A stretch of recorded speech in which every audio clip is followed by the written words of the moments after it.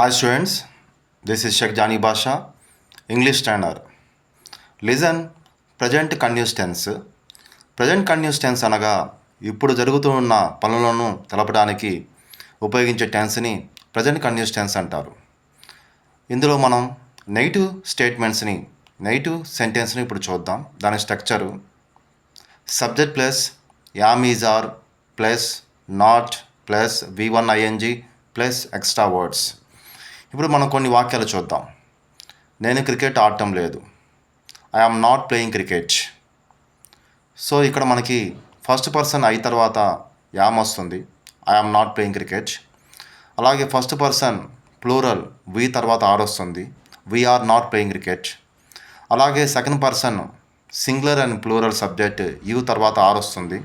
You are not playing cricket. అలాగే third person plural they తర్వాత are వస్తుంది. They are not playing cricket. అలాగే third person singular కాడ మనకి హీ తర్వాత ఈజ్ వస్తుంది. He is not playing cricket. అలాగే third person singular subject she తర్వాత ఈజ్ వస్తుంది. She is not playing cricket. అలాగే third person singular subject it తర్వాత ఈజ్ వస్తుంది. It is not playing cricket. Okay students, thank all the best.